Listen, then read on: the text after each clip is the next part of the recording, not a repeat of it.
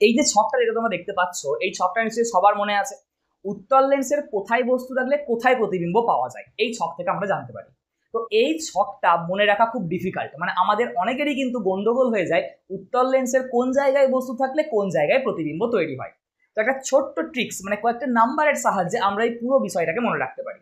এই ছোট্ট ট্রিক্সটা কি, দেখো আমরা কি করব না, প্রথমেই একটা উত্তল লেন্স আঁকবো। তাহলে এই জায়গায় এঁকে নিলাম একটা উত্তল লেন্স। উত্তল লেন্সের এটাকে আমরা বলি প্রধান অক্ষ, এটা হয়ে গেল প্রধান অক্ষ। মাঝেরটাকে আমরা বলি আলোক কেন্দ্র। উত্তল লেন্সের এদিকে থাকে একটি ফোকাস, এদিকে থাকে একটি ফোকাস, তাহলে এফ এফ দিয়ে দিলাম। এদিকে থাকে একটা বক্রতা কেন্দ্র, যেটাকে আমরা 2F বলি। এদিকে থাকে একটা বক্রতা কেন্দ্র, যেটাকে আমরা 2F বলি। তো আমাদের প্রথম হচ্ছে উত্তল লেন্সের এই জায়গাগুলো দেখে নিলাম। দেখার পর নাম্বার দেবো।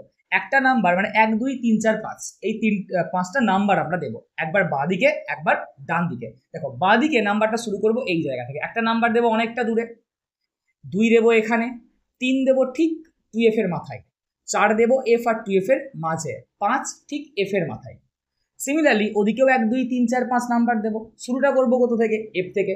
এফ এর ওপর দেবো 1, এফ টু এফ এর মাঝে নাম্বারটাকে বলবো 2, 2F এর ওপরেরটাকে বলবো 3, ঠিক 2F এর পরেই থাকবে 4, আর অনেকটা দূরে থাকবে কে 5।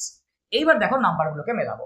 এখানে 1 আছে এই জায়গায়, আর ডান দিকে 1 আছে এই জায়গায়। তার মানে অসীমে বস্তু থাকলে ফোকাসে প্রতিবিম্ব তৈরি হয়।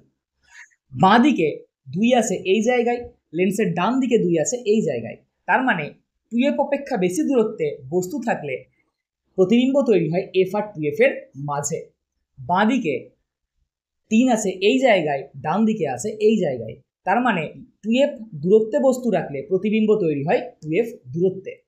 4 আছে এখানে, এখানে 4 আছে এখানে। F আর 2F এর মাঝে বস্তু রাখলে 2F অপেক্ষা বেশি দূরত্বে প্রতিবিম্ব তৈরি হয়।